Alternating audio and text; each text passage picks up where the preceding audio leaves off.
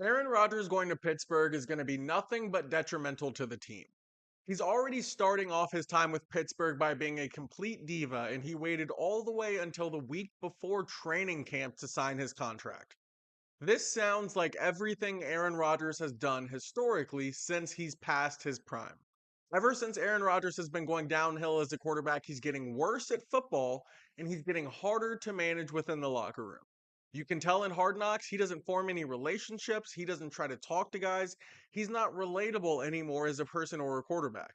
Aaron Rodgers is more concerned with himself, doing ayahuasca, and things that engage him personally outside of football. So Aaron Rodgers going to the Steelers is a mistake. The Steelers could have gotten multiple quarterbacks in the NFL draft. They could have gotten guys in free agency as well who would have actually improved their organization. Now the Steelers have a 1 year rental of a almost 40-year-old Aaron Rodgers. It's going to be bad for both sides. And the Steelers have nobody to back Aaron Rodgers up now.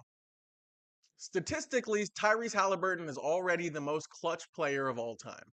Every single time that the players need him to come up with a big shot, he makes it. And that not only makes him one of the most clutch players of all time, that makes him one of the best players in the NBA right now.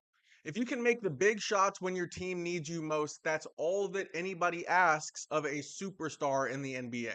That makes Tyrese Halliburton a superstar within itself. Not only that, but what Tyrese Halliburton does best is he makes his teammates better. There's never a game where Tyrese Halliburton comes out and he doesn't have high assist numbers too. So not only is he getting those guys in position to score, but he's getting them in a position to boost their confidence and make them play harder for the team. Tyrese Halliburton is a true point guard in every sense of the word. The Oklahoma City Thunder lost game one of the NBA Finals for one reason alone, and his name is Shai Gilgeous-Alexander. Shai Gilgeous-Alexander wanted no part of Tyrese Halliburton on defense, so he switched off. He let somebody else take Tyrese Halliburton, and he moved on to Andrew Nembhard. The only problem with this, Andrew Nembhard took advantage of Shai guarding him. Andrew Nembhard became a part of the Pacers offense, and he became a weapon within himself. So not only was Tyrese Halliburton able to have a good game, Nembhard did too. So Shai Gilgeous-Alexander on the defensive end of the ball is literally expanding the Pacers' options. He's making Nembhard a ball player and a scoring option for the Pacers when that shouldn't be the case. If Shai was able to just guard Tyrese Halliburton straight up, then the Thunder would have better matchups against the Pacers and they could have their lockdown defenders guarding guys who they're supposed to. Shai Gilgeous-Alexander shot the ball 30 times last night. He was 14 of 30 from the field. That means that he was 11 of 24 from that means that Shai Gilgeous-Alexander was 11 of 24 from mid-range, from the 2-point field goal range. That is not good basketball. Shai Gilgeous-Alexander is not reinventing basketball. He's not bringing the mid-range back. He's actually shooting the mid-range at a historically low rate. Most people make mid-range shots up and around 50%. He's not even close to that. He's shooting mid-range shots at 37, 38%. That's the number that guys shoot three-point balls at. Shai Gilgeous-Alexander's mid-range statistics are the exact reason why the three-pointer was introduced to the NBA. Shai shoots mid-range shots at the exact same frequency that other guys shoot three-point shots in the NBA. They're able to create more points and more shots. The only reason that it looks good when Shai does it is because he's in a system that allows him to get 30 to 35 shots a game. That is a remarkable amount of shots. The Oklahoma City Thunder's biggest problem is that they're allowing Shai Gilgeous-Alexander to shoot the ball and dominate the offense whenever he wants. The Oklahoma City Thunder, as an entire ball team, had 13 assists last night. That is 13 assists in a 48-minute NBA game is insane. That means that there is ISO ball being played the whole time. We know who that is. Shai Gilgeous-Alexander. Getting 40 points on your own and not making any of your teammates better is not being a great point guard, but more than that, that's not being a great player. That's being a good scorer. That's being a pickup basketball guy. If you're not making any of your teammates better, you're not getting assists, and your teammates aren't scoring the ball, then you're not dominating the basketball game. You're just winning a one-on-one matchup against a defender. We need to pay more attention to what Shea Gilgeous-Alexander is not doing in terms of elevating his other teammates on the roster. Shea Gilgeous-Alexander had 30 shots last night, and he had 3 assists the entire game. He plays the most selfish brand of basketball out of anybody in the entire NBA. His roster is arguably more stacked than anybody in the entire league, and he still won't pass to those guys.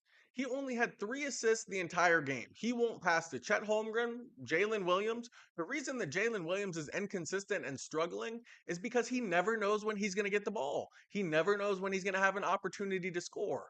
Shea only passes once he has completely exhausted his opportunity to score the ball.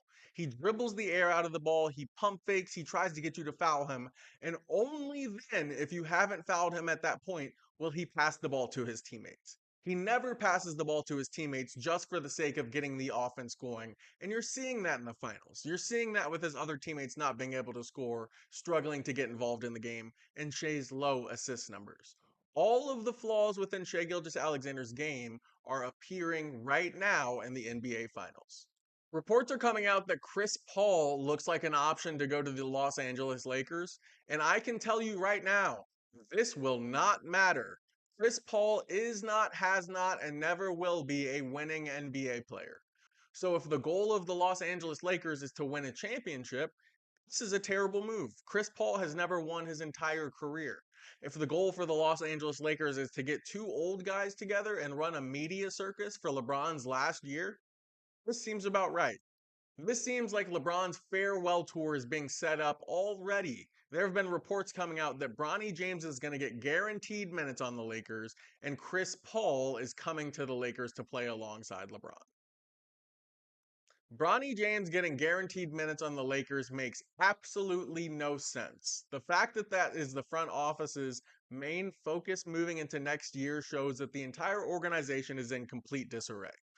Bronny James was an inconsistent G League player last year, and you would never know he existed if his name was anything except LeBron James Jr.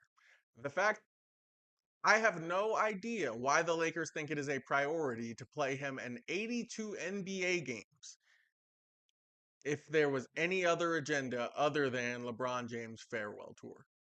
Tom Thibodeau getting fired is outrageous. He led the Knicks to their best season in over 20 years, and he got fired. There's no such thing as job security for NBA coaches anymore. The only thing that matters in terms of being an NBA coach is favoritism. Are you a guy like JJ Redick to where you can just appear on a podcast and all of a sudden you're an NBA coach? Or are you a guy like Tom Thibodeau who's been coaching ball forever, has been running teams and winning organizations his entire career, and then he takes you to the conference finals and you fire him? The NBA is just getting out of hand. And the reason that coaches are such a commodity in the NBA right now is because the brand of basketball that's being played doesn't require coaching. For 82 games throughout the regular season, these guys are literally playing pickup basketball. And only in the NBA playoffs are these guys making adjustments. Adjustments that are as simple as, hey, let's play a zone for the first time in the entire year. NBA coaches are a commodity and they're getting fired and replaced so easily because they're not actually impacting the game anymore. So if you want to be an NBA coach in 2025 and 2026, you need to absolutely reinvent the wheel in order to get job security. Reports are coming out of Cleveland that Shedeur Sanders is already looking like QB1. The reason Shedeur Sanders looks like QB1 is because he was the best player in the entire 2025 NFL draft. Let's not forget who Shedeur Sanders is. He is the quarterback who came to the University of Colorado, a historically terrible college football team, and he changed the entire organization. He made it the place to be. He made them a winning program. He took them to a bowl game, and he made them produce 5 NFL draft picks for the first time in Colorado football history. There is a reason that he's going to be the starting quarterback for the Cleveland Browns, and that's because he is a unique talent who looks like he's the only player in this NFL draft who's actually going to change an entire franchise. So I'm happy for Shedeur Sanders because this is what he deserves. I hope that he's able to get a big contract and get the extension and the money that he deserves because he never should have slid to the 5th round.